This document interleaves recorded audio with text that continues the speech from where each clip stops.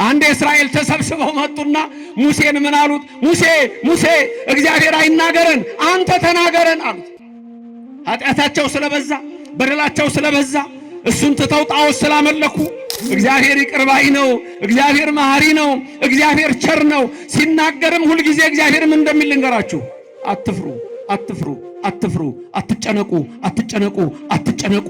እኔ የፈጠርኳችሁ ሥጋን የፈጠርኩላችሁ፣ ልብስ አልከለከላችሁም፣ ነፍስ የፈጠርኩላችሁ፣ ምግብ አልከለከላችሁም፣ እኔ እግዚአብሔር ነኝ ይላል። ስለዚህ እኔን እመኑ እረፉ ነው የሚለው። እኔ አሳርፋችኋለሁ።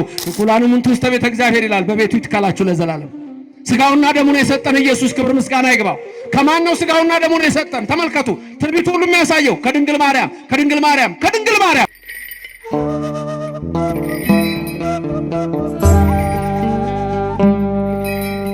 የምንማርበት የትምህርታችን ርዕስ እንዲህ የሚል ይሆናል። ይህም የብርሃነ ዓለም ቅዱስ ጳውሎስ ትምህርት በዕብራውያን ምዕራፍ 1 ላይ ያለ ሲሆን በመጨረሻ ዘመን በልጁ ተናገረን የሚል ኃይለ ቃል ይሆናል።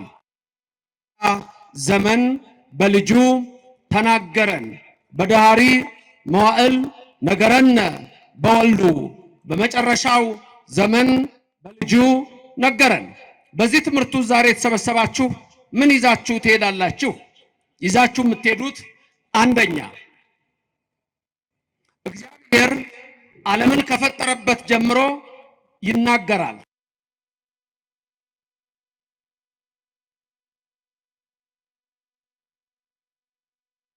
ሁለተኛ እነዚህን በሶስት ዘመናት ታዩታላችሁ። አንድ ዘመነ አበው፣ ሁለት ዘመነ ነገሥት፣ ዘመነ መሳፍንት፣ ሶስት ዘመነ ካህናት የሚሆነውን ወይም ነገሥት ታያላችሁ። ሶስተኛ በዚህ ትምህርት ውስጥ ምሳሌ ምን ማለት ነው፣ ህብር ምን ማለት ነው የሚለውን ታያላችሁ።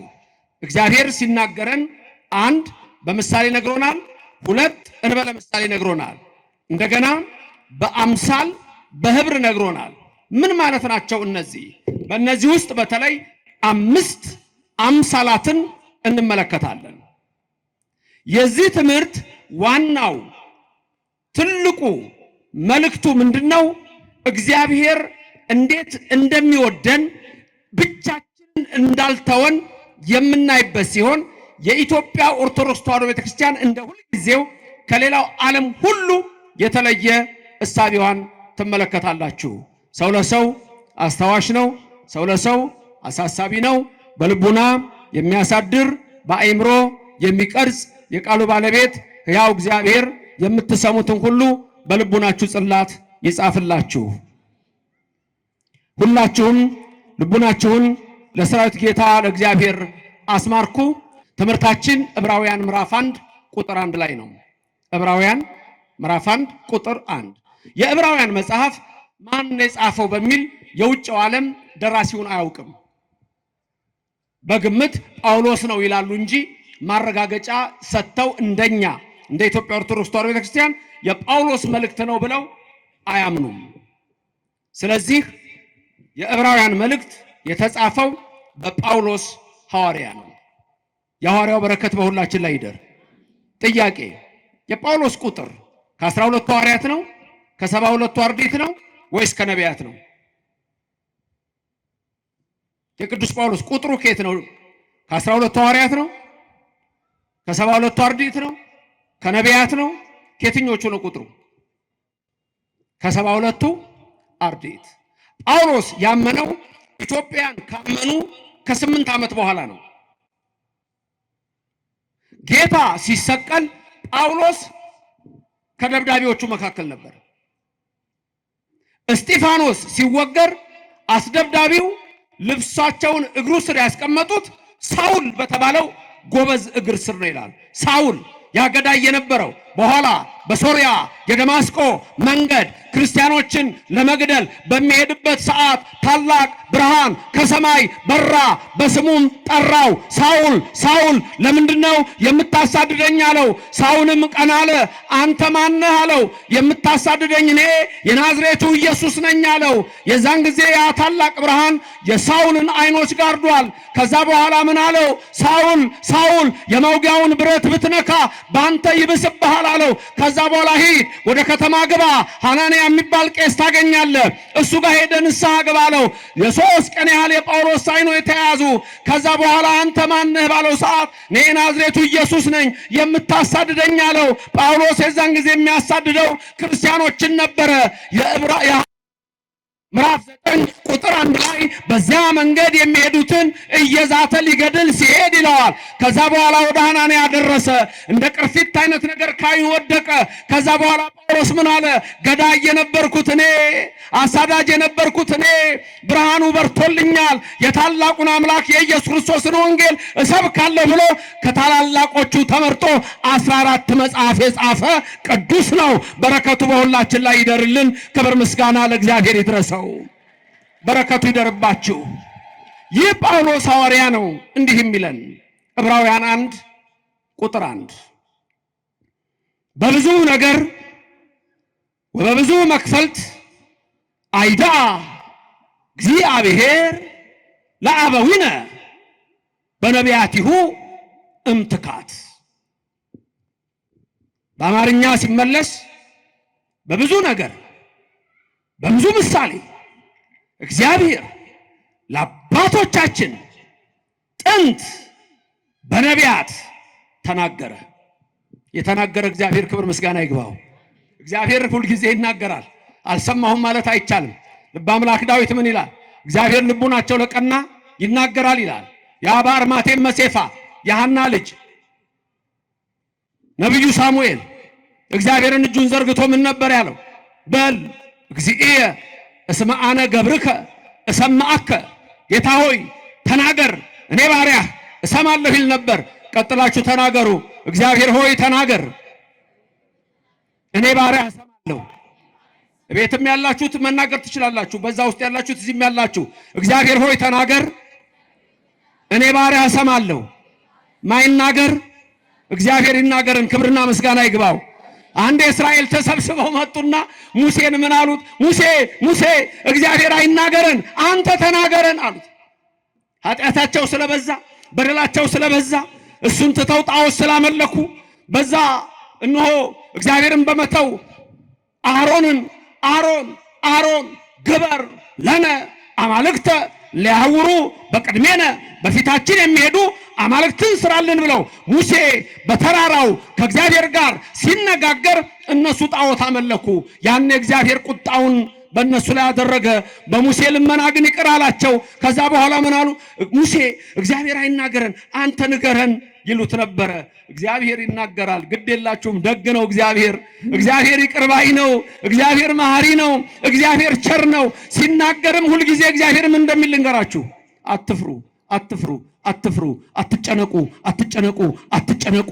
እኔ የፈጠርኳችሁ ስጋን የፈጠርኩላችሁ፣ ልብስ አልከለከላችሁም። ነፍስ የፈጠርኩላችሁ፣ ምግብ አልከለከላችሁም። እኔ እግዚአብሔር ነኝ ይላል። ስለዚህ እኔን እመኑ እረፉ ነው የሚለው። እኔ አሳርፋችኋለሁ። ዳዊት ይነግረናል። ቅረቡ ሀቤሁ ወያበርህ ለክሙ፣ ወደሱ ቅረቡ ቅረቡ ሀቤሁ ወያበርህ ለክሙ፣ ያበራላችኋል ይላል። እግዚአብሔር ይቅረበን፣ ብርሃኑን ያብራልን። እግዚአብሔር ይቅረባችሁ፣ ብርሃኑን ያብራላችሁ። ብርሃን ዕውቀት ነው፣ ዕውቀቱን ይግለጽልን። ጳውሎስ ሐዋርያ በዕብራውያን ምዕራፍ 1 ቁጥር 1 ላይ በብዙ ነገር ወበብዙ መክፈልት አይዳ እግዚአብሔር ለአበዊነ በነቢያቲሁም ትካት አለ። ሁለት ዘመናትን ልብ እንድትሉ ፈልጋለሁ። 1 ትካት፣ 2 ዳሃሪ። ምን ማለት ነው? ትካት የጥንት የቀደመው፣ ዳሃሪ ማለት የኋላው። 1 የጥንት 2 የኋላ። እነዚህን ዘመኖች ልብ በሉ፣ በሁለት ይከፈላሉ። ጳውሎስ የሚነግረን እግዚአብሔር በዚህ መልክ ተናገረን አለና ለአባቶቻችን ተናገራልና መጨረሻ ግን ሁሉን ወራሽ ባደረገበት በልጁ በእኛ ዘመን ደግሞ በዳህሪ ዘመን ነገረን ነው የሚለው። አሁን እዚህ ትምህርት ውስጥ የፈለኩት በብዙ ነገር ወበብዙ መክፈልት ነው። በብዙ ነገርና በብዙ አብነት መርገፍ አምሳል። ስለዚህ ሁለት ነገሮች ናቸው፣ ትንቢትና አምሳል። አሁን እዚህ ጋር የሚነግረን በልጁ በመጨረሻው ዘመን ተናገረን ስለሚል እዛ ጋር እንቆማለን። ትካት የሚለው የትኛው ዘመን ነው ስንል እግዚአብሔር አዳምና ሔዋንን ፈጥሮ በገነት ውስጥ ምን ያህል ጊዜ ነበር የተቀመጡት? በገነት ውስጥ አዳምና ሔዋን ስንት ዓመት? 7 ዓመት ከስንት ወር? ከ2 ወር ከስንት ቀን? ከ17 ቀን እንደሱ መሰለኝ። ከዛ በኋላ በደሉ። የዛን ጊዜ እግዚአብሔር ተስፋ ሰጣቸው። በተለይ አዳም ከገነት የመጣውን ዕፅ ፍሬ ከእግሩ ደም ጋር መስዋዕት አድርጎ ሲያቀርብ እግዚአብሔር መጣ። አዳም ዓለም የሚድነው በአንተ ደም አይደለም፣ እኔ ከልጅ ልጅ ተወልጄ አድነሃለሁ አለው። ይህ የሚገኘው ቀለሚንጦስ በተባለ መጽሐፍና ገድለ አዳም ነው። ቀለሚንጦስ ከ81 መጽሐፍ አንዱ ነው። ገድለ አዳም ከአዋልድ መጽሐፍ አንዱ ነው። በሐሙስ ዕለት ወበመልፈቃል ዕለት እትወለድ እምወለተ ወለትከ ከ5 ቀን ተኩል በኋላ ከልጅ ልጅ ተወልጄ አድንሃለሁ አለው። 5 ቀን ተኩል የተባለው 5 ቀን ተኩል አይደለም፣ 5500 ትካት የተባለው እሱ ነው።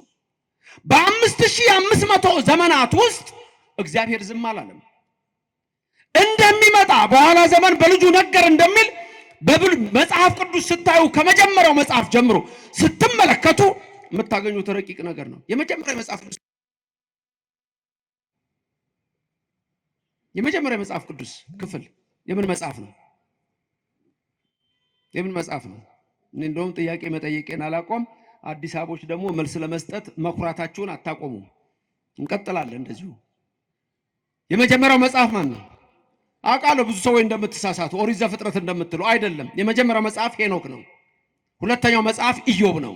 ኦሪት ዘፍጥረት 3ኛ መጽሐፍ ነው ሲጻፍ ባጻጻፍ። በታሪክ ግን ኦሪት ዘፍጥረት የቀደመውን ሁሉ ለሙሴ 6 ቀን ሲና ተራራ ላይ የ6ቱን ቀን ፍጥረት ገልጦ 6ቱን የእሳት መጋረጃ አሳልፎ በሁለት ነገር ነገረው። በብዙ ነገር ወበብዙ መክፈልት። በብዙ ነገር 10ቱ ትእዛዛት፣ ወበብዙ መክፈልት ወነበቦ እያለ የነገረው አንደኛ ትርጉም ይሄ ነው። በብዙ ነገር ወበብዙ መክፈልት፣ በብዙ ነገር በ10ቱ ትእዛዛት ወበብዙ መክፈልት ወነበቦ ባለው ምን ማለት ነው? እግዚአብሔር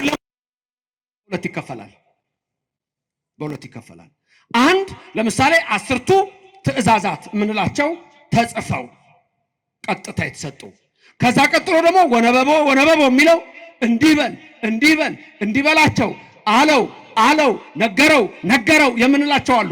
በቁጥር ሲቀመጡ 10 ትእዛዛት ስንት ናቸው? ራሱ ይናገራል። ስንት ናቸው? 10። ወነበቦ እያለ የነገረው ብዙ ሲሆን ግን ሌላ ህግጋት በአጠቃላይ ስንት አሉ? 572 ያህል ወነበቦ አለ።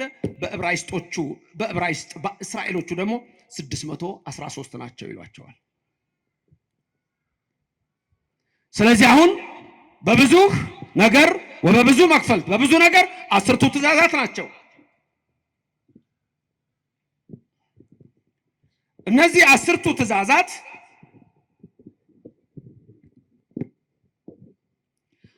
ትእዛዛት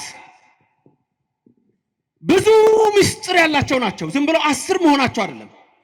ዓለም እነዚህም ቢያከብር ኖሮ ፍጹም ሰላም ይሆን ነበረ። ስለዚህ እግዚአብሔር ለሙሴ በዚህ ነገረው። 2 በብዙ ነገር ወበብዙ መክፈልት፣ በብዙ ነገር ትንቢት ወበብዙ መክፈልት አምሳል።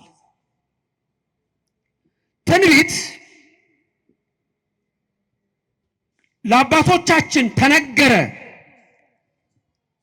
በነቢያትሁ እምትካት ለአበዊነ፣ ለአባቶቻችን ለእምነ ለእናቶቻችን እግዚአብሔር በነቢያት ተናገረ። ነቢያት ሁሉ ትንቢት ተናገሩ። ትንቢቱ በጠቅላላ ምንድን ነው የሚለው መሰላችሁ? በሐሙስ ዕለት ወመንፈቀ ዕለት ትወለድ ወለተ ከአምስት ቀን ተኩል በኋላ ከልጅ ልጅ ተወልጄ አድናለሁ። ስለዚህ ሊወለድ ነው ጌታ፣ ሊወለድ ነው ጌታ፣ ሊወለድ ነው ጌታ። ሊወለድ ነው ብቻ አይደለም፣ ዘመኑ ተጽፏል። እንደገና ደግሞ ሊወለድ ነው ብቻ አይደለም፣ ከማን እንደሚወለድ ጭምር እግዚአብሔር በነቢያቱ ነግሮናል። ክብርና ምስጋና ለእግዚአብሔር ይድረሰው፣ ስሙ ለዘላለም የተመሰገነ ይሁንልን። ለምሳሌ በምሳሌ የተናገረው አለ። ምሳሌ የምንለው በመሶበ ወርቅ፣ በተቋመ ወርቅ፣ በማዕጠንተ ወርቅ፣ በበትረ አሮን። ለምሳሌ እነዚህ ምንድናቸው? ምሳሌ ናቸው። ምሳሌ ናቸው። መሶበ ወርቅ፣ ማዕጠንተ ወርቅ። ማዕጠንተ ወርቅ ማለት ይሄ ጽናው ካህኑ የሚያጥንበት እሱ ጽና የምንለው ወይም ጥናም ካላችሁት እሱ አሁን ምስዋ ነው። ሚስጥር አለው። ውስጡ እሳት ይደረጋል። ገመዶቹ ስንት ናቸው? 3 ናቸው። በመሃል ስንት አለ? አንድ ቀጥ ያለ አለ። እቺ ፍም መያዣዋ እሳት መያዣዋ የእመቤታችን ምሳሌ ናት። ውስጡ እሳቱ የወልድ ምሳሌ ነው። ይሄ 3 መሆኑ እመቤታችን በ3 ወገን ንጽሕት፣ ድንግል፣ ጽንዕት፣ ክብርት መሆኗን የሚያሳይ ነው። በሐልዮ በነቢብ በገቢር እመቤታችን ንጽሕት ናት። አንድም 3ቱ የአብ የወልድ የመንፈስ ቅዱስ ምሳሌ ይሆናል። በመሃል ያለው አንዱ ደግሞ የአንድነታቸው ምሳሌ ነው። በዚህ ሁሉ ነገርን እግዚአብሔር ክብር ምስጋና ይግባው ለዘላለም። ዝም ብለን የምናረገው ነገር የለም። መሶበ ወርቅ ቅዳሴ ሲገባ በመሶበ ወርቅ ህብስቱ ይመጣል። መሶበ ወርቅ የተባለች ማነች? የወርቅ መሶብ እመቤታችን። ዝም ብሎ መሶብ አልተባለችም። ምን ተባለች? መሶበ ወርቅ። ወርቅ ናት። ዳዊት ልበ አምላክ በመዝሙር 44 ቁጥር 9 ምን ይላል? ወትቀውም ንግሥት በይማንከ፣ ንግሥቲቱ በቀኝ ትቆማለች። በአልባሰ ወርቅ እጹፍት ወህውርት ይላታል። ወርቅ የለበሰች ይላታል። ወርቅ ናት እመቤታችን። ክብርና ምስጋና ለእግዚአብሔር ይድረሰው። እመቤታችንን በዚህ ይመስላል። እመቤታችን መሶበ ወርቅ፣ ልጇ ደግሞ ምን ተባለ? ህብስት መና ተባለ። ስለዚህ በብዙ ህብር በብዙ ምሳሌ የሚለን ይሄን ሁሉ ነው የሚነግረን። የሚገርመው ግን ይሄ ሁሉ ያለው የት ነው? በኢትዮጵያ ኦርቶዶክስ ተዋሕዶ ቤተክርስቲያን። ምክንያቱም ጽና ሌላ ቸርች ብትሄዱ አታገኙትም፣ በእኛ ነው ያለው። እግዚአብሔር ስሙ የተመሰገነ ይሁንልን። በሰማይ አለ፣ በመጽሐፍ ቅዱስ አለ፣ በእኛ አለ። ቅዳሴም ስንገባ የምንለው አለ፣ ሁሌ የምንለው ሁሌ የሚባለው አንቲ ውእቱ መሶበ ወርቅ ንጹሕ። አስታወሳችሁት? እንተ ውስቴታ መናህቡ ህብስት ዘወረደም ሰማያት ወሀቤ ሕይወት ለኩሉ ዓለም። ማርያም አንቺ መሶበ ወርቅ ነሽ፣ ሕቡዕ መና በውስጥሽ አለ። እሱ ኢየሱስ ነው። እሱም ኢየሱስ ደግሞ አንቺ የወለድሽው ዘወረደም ሰማያት ከሰማያት የወረደው ነው። ለምንድን ነው የወረደው ብሎ ቢጠይቅ ወሀቤ ሕይወት ለኩሉ ዓለም፣ ለሰው ልጆች ሁሉ ሕይወትን ሊሰጥ። ይሄ ነው የኛ መልአክ። ክብርና ምስጋና ለእግዚአብሔር ይድረሰው፣ ስሙ የተመሰገነ ይሁንልን። በብዙ ህብር በብዙ ምሳሌ እግዚአብሔር ነገረን የሚል ነው። መልካም ትንቢት ከተነገሩ ትንቢቶች መካከል ጽጌ አስተርአየ በውስተ ምድርነ፣ ጽጌ ኢየሱስ ነው። አሁን ያለንበት ዘመን ጽጌ እመቤታችን ጽጌ ትባላለች። እንደገና ኢየሱስ ራሱ ይባላል ጽጌ ይባላል። ዘይሰማይ ስሙ ጽጌ ተብሏል። እመቤታችንም ጽጌ ተብላለች። ለምሳሌ ኢየሱስ ዕጣን ተብሏል። እመቤታችን ዕጣን ተብላለች። ዕጣን እሱ ዕጣን እሷ ዕጣን። ቅዳሴ መሃል ላይ ዝውዕቱ የሚለው ትዝ ይላችኋል? ላስታውሳችሁ።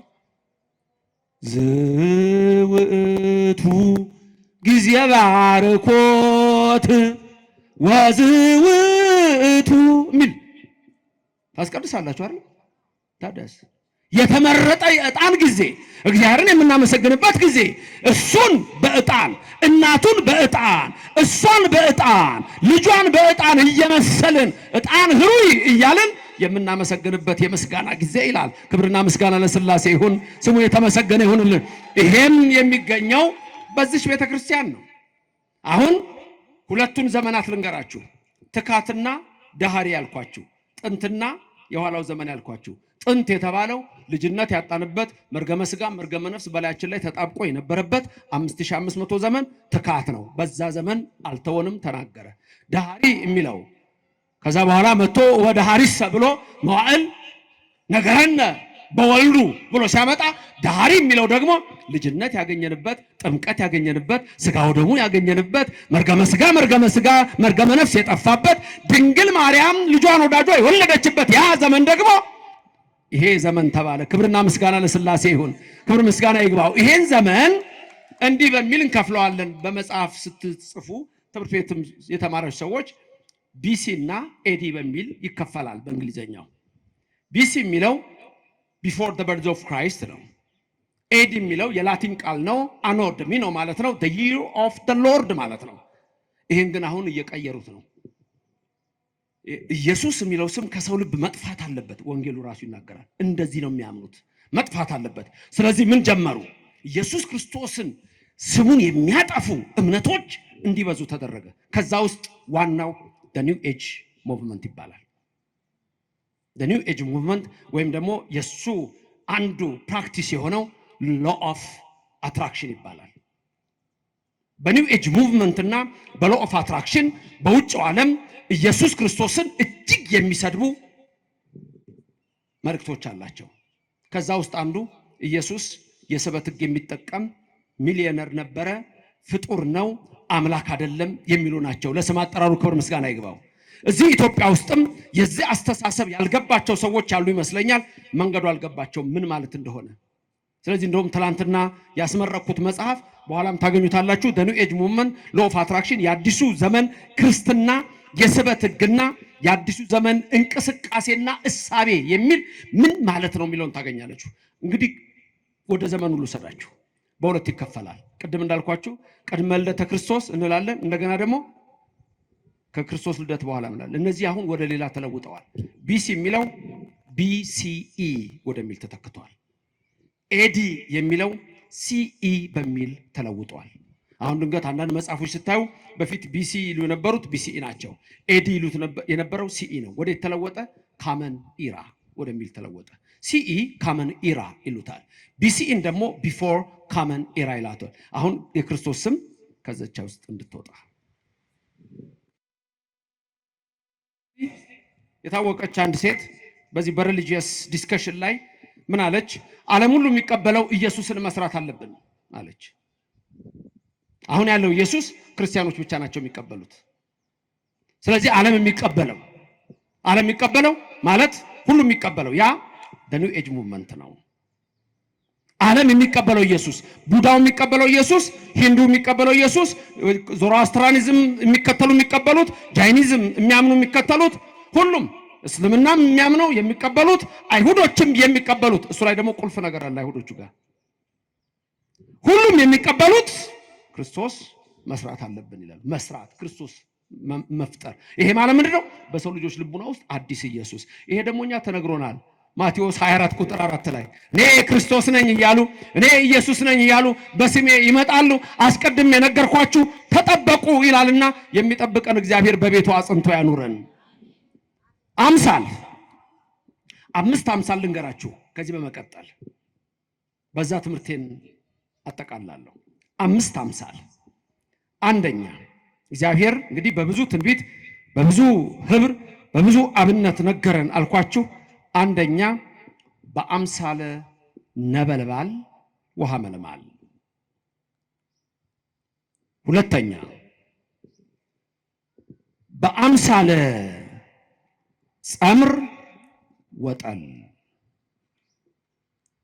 ሶስተኛ በአምሳለ እብን ቅውም። አራተኛ በአምሳለ ብእሲ መካ። አምስተኛ በአምሳለ አንበሳ መፍርህ። ላስደግማችሁና ምን ማለት እንደሆኑ በዚህ ምሽት ይዟቸዋላችሁ። መንፈስ ቅዱስ በእኔም በባሪያው በእናንተም በሁላችሁ ይደር። ስንት አምሳል? 5። አንደኛ ከኔ ቀጥላችሁ ድገሙ። በአምሳለ ነበልባል ውሃ መልማል። ሁለተኛ በአምሳለ ጸምር ወጠል። ሶስተኛ በአምሳለ እብል ቀወም። አራተኛ በአምሳለ ብእሲ መካ። አምስተኛ በአምሳለ አንበሳ መፍርህ። ግዴታ አሁን ይከብዳሉ አይደል? የሰማችኋቸው እንደው እንድትሏቸው እንድትደግሟቸው ብዬ ነው እንጂ እነዚህን የት እንደምታገኙ 5 ጥቅስ ልስጣችሁ። ድንገት ሶሻል ሚዲያ ስላለ ከምታውቁት ዩቲዩበር ወይም አንዱ ቲክቶከር ገብታችሁ እንደገና መማር ሊኖርባችሁ ይችላል። ምን ማለት በአምሳለ ሐመልማል በአምሳለ ነበልባል ወሐመልማል ማለት ለሙሴ በሲና ተራራ ኦሪት ዘጸአት ምዕራፍ 3 ነበልባል ከሐመልማል ሙሴ አይቶ ምንድነው የማየው ራእይ ብሎ ወደ ተራራው ጫፍ ሲሄድ እሳት ከሰማይ ወርዶ ጳጦስ የምትባል ተራራው ላይ ያለች ቅጠል በእሳት ሳትቃጠል እሳት ወርዶ ተዋህዶ ነው። ክርስቶስ መጥቶ ከድንግል ማርያም ይወለዳል። መልእክቱ ይሄ ነው። ክብርና ምስጋና ለእግዚአብሔር ይድረሰው። ክርስቶስ መጥቶ ከድንግል ማርያም ይወለዳል። መልእክታችን ሁሉ ኢየሱስ ነው። በኦርቶዶክስ ቤተክርስቲያን መልእክታችን ሁሉ ክርስቶስ ነው። በዳህሪ ኳቼ ነው። በመጨረሻው ዘመን በልጁ በኢየሱስ ነገረን፣ በወልድ ነገረን ነው የሚለው። በወልድ ነገረን። መልካም፣ ይሄ አንዱ ነው። ዘጸአት 3 የምታገኙት ነው። ሁለተኛው በአምሳለ ጸምር ወጠል ያልኳችሁ ደግሞ እሱን የምታገኙት በመሳፍንት ላይ ነው። ይሄም ለጌዴዎን ነው። ለጌዴዎን የተገለጸለት ጸምር ዘረጋ፣ ጠል ወረደ። እንዲሁ ጸምር የእመቤታችን ምሳሌ፣ ጠል ከሰማይ የወረደው ወልድ ነው። አሁንም ይሄ መልእክቱ ምንድነው? ድንግል ኢየሱስን ትወልደዋለች ነው። መልእክቱ ሁሉ እንደዛ ነው።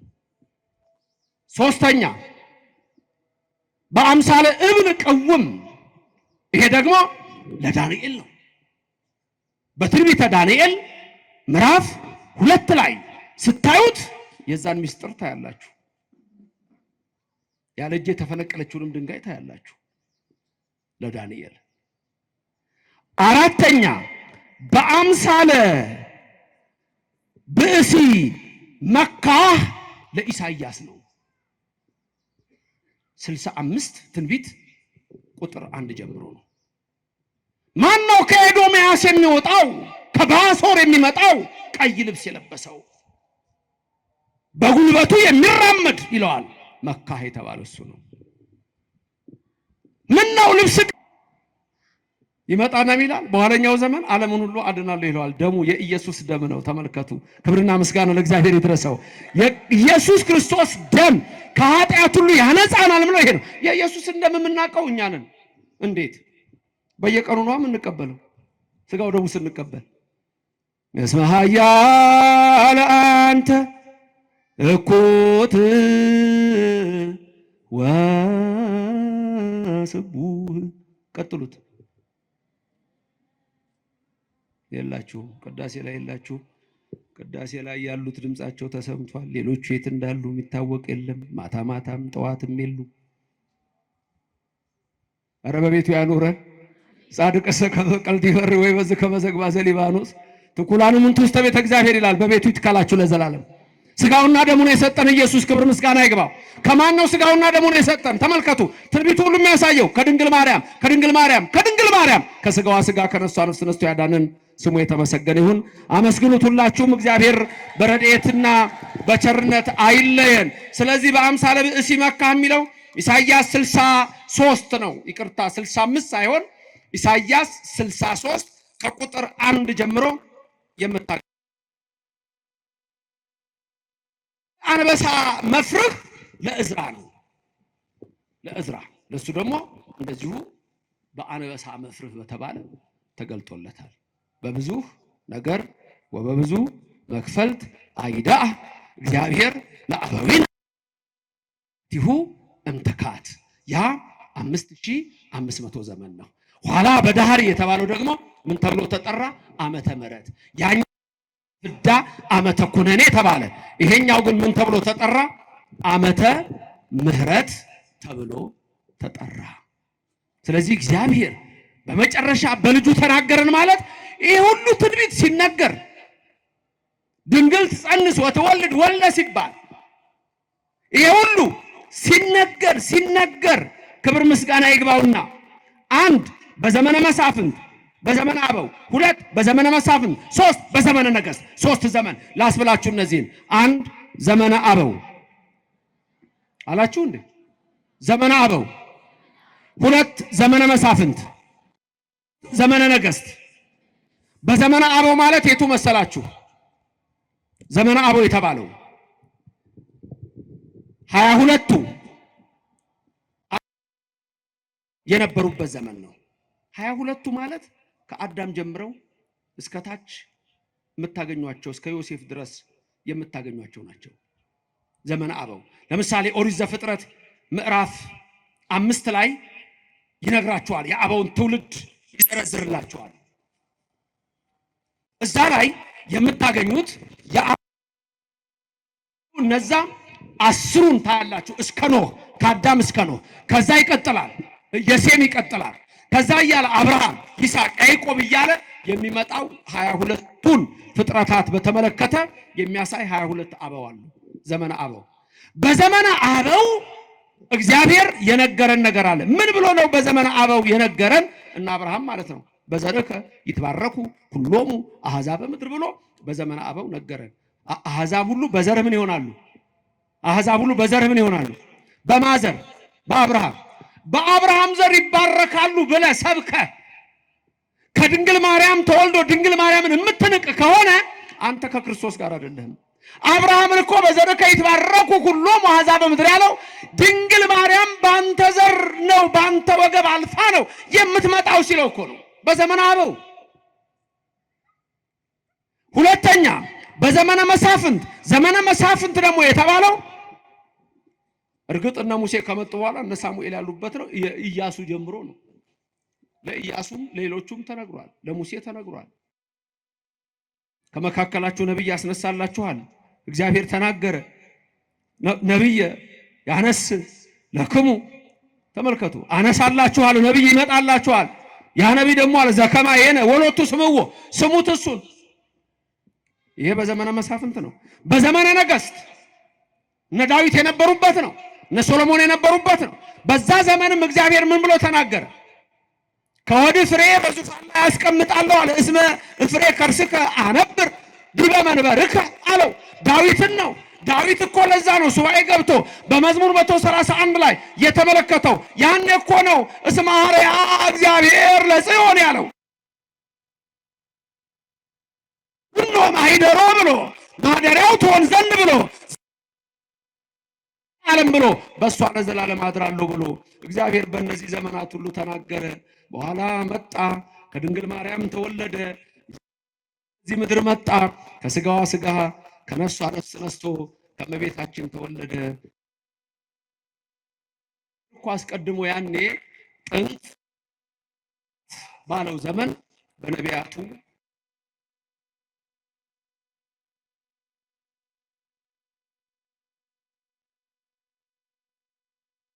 ኢየሱስ ክርስቶስ ወንጌልን ነገረን አለ። የሰማነውን በልቡናችን ያሳድር። ክብር ምስጋና ለእግዚአብሔር ይድረሰው። በረድኤት በቸርነት አይለየን። እናመሰግነዋለን። ስሙ የተመሰገነ ገናና ይሁንልን። እግዚአብሔር በረድኤት አይለያችሁ። ቅድስት ድንግል ማርያም በቀኝ በግራ ትቁምላችሁ፣ ከፊት ትምራችሁ፣ ከኋላ ትከተላችሁ። በልቡናችን ከልጇ ጋር ነግሳ ለዘላለም ትኖር።